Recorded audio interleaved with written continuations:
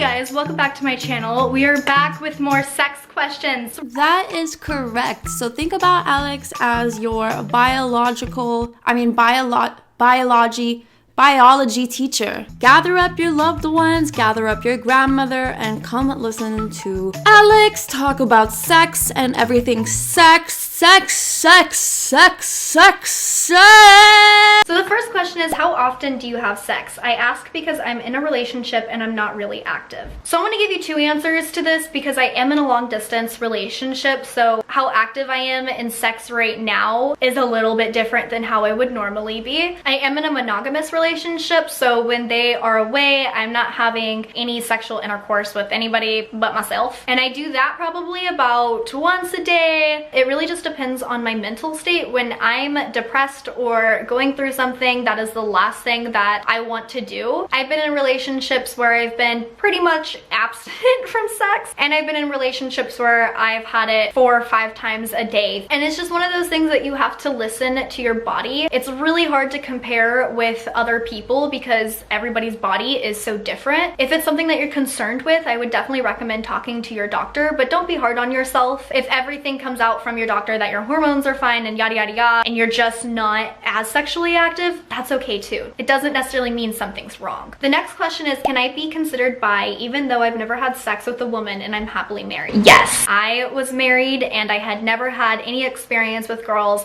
but I knew how I felt towards girls. Don't let that invalidate your sexuality. I considered myself bisexual the entire time in my marriage, and obviously as I discovered my sexuality, that title changed. At the end of the day, what didn't change was my like for the same sex. So the next question is, how did you realize you were unhappy sexually in your prior marriage? I knew that I was unhappy sexually, but I also didn't know that there was so much more out there to be offered to me. I didn't really have anything else to compare it to because during my marriage I'd only been with one other sexual partner. The next question is something I also get asked a lot, and not just by you guys. I've been asked by like people I just met, like once we get on the topic, and I'm like, not gonna tell you about my genitals. But the question is, did your lady parts change after birth? Mine did a bit, and if yours did, that's completely fine. I will be completely honest and say that I don't remember what my lady bits looked like before having kids because I was a child. I was 17. I definitely wasn't doing any vag shots before I was 18, so I can't even look back on photos to be able to tell. Not that it matters though, because what you have now is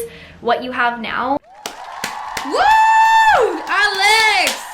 Like I said before in my past video, I truly haven't seen an ugly vagina. I don't think that they exist. And I remember getting a comment on that video truly asking me like, wait, come on, you haven't seen one? I just think genitalia is genitalia. What is considered pretty is what society has instilled in us and what porn has instilled in us, and I just don't know who deemed one labia size prettier than another, especially because there's so much variety in vaginas. And I say this with absolutely no hate, but if you do think that one vagina is prettier than another, I do encourage you to look deeper into the why of that. I'm not down there to stare at your vagina and analyze it. I'm down there to make you feel better. And I don't know how judging your partner's genitalia at all would ever make them feel better. So that's my take on it. The next question is how to flirt with a girl. Can somebody tell me the answer to this? Hi, yes, absolutely. My name is Beatrice, and here's how to flirt with a lady. First, what you want to do is you want to like their picture, send it to them, and then say, you're hot. This is a good picture. Who took this picture? Is it your girlfriend by any chance? You don't have a girlfriend. Would you like one? Would you like a girlfriend? And then you could also say something along the lines of, I can't wait to suffocate between your titties.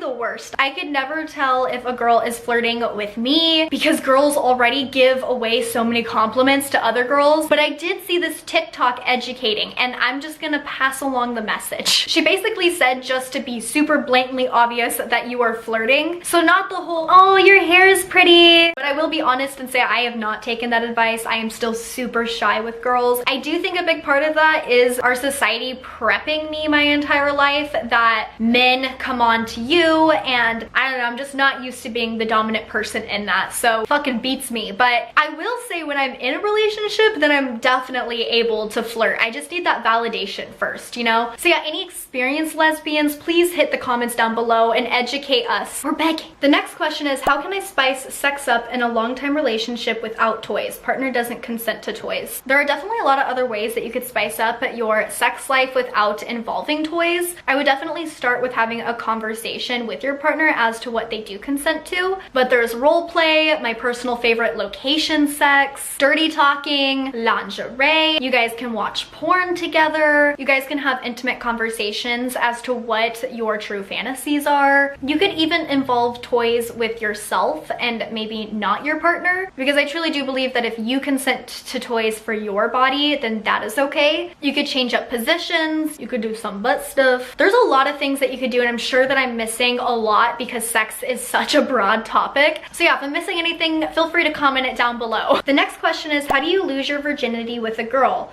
Like with straights, they say it's with penetration. So, ... I wholeheartedly believe sex is whatever you define sex to be. It does not have to be with penetration, especially because there's a lot of people out there that don't even like penetration. So you wouldn't say that they're just virgins for the rest of their life, especially if they've engaged in other sexual activities. So to me, it really is whatever you define it to be. The next question is, did you enjoy sex when you were with a man? I'm trying to figure out my sexuality. I can definitely agree that is very confusing, and it's something that I'm still asking myself. Again, I've only had sex with cis men, so that's really all I can speak for. There also was a lot of trauma with the men that I chose to have sex with, so that probably plays a really big part in it as well. So yeah, I can't really answer this question. Speaking about trauma, the next question is how to work through trauma when having sex with new people.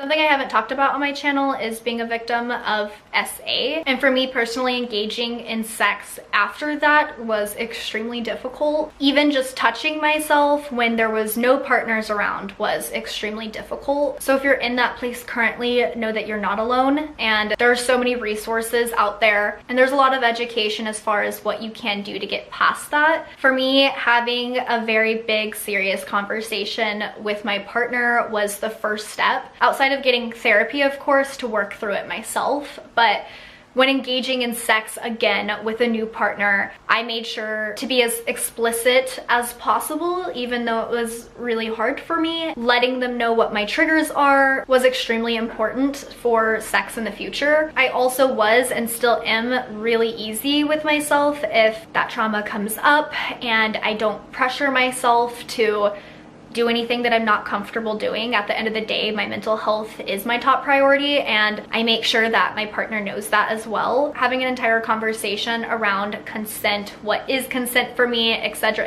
was another conversation that was a must. I would also avoid any sex positions that triggered me or reminded me of the abuse. And I think I've said this before, but I'm gonna add it because I do think it is really important. Just having a safety plan in case you do get triggered or have a PTSD episode. Letting your partner know what that could look like and what to do to best help you is really important as well. Breathing exercises was another thing that helped my sex life tremendously, but the number one thing I would recommend, of course, is professional mental help, and there's a lot of resources out there for that as well. The next question is, what do I say when I queef when it's not with someone I know super well? Embarrassing. No, I would not say it's embarrassing. I would say it's embarrassing for your partner to not know the science of a vagina and the probability of queefing.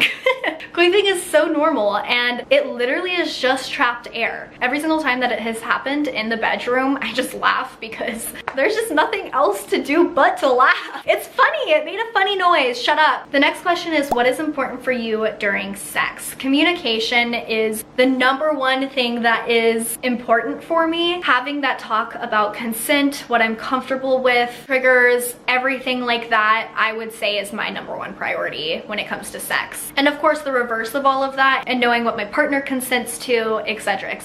So that is it for this Q&A. Thank you guys so much for watching. I love you guys so much. Bye.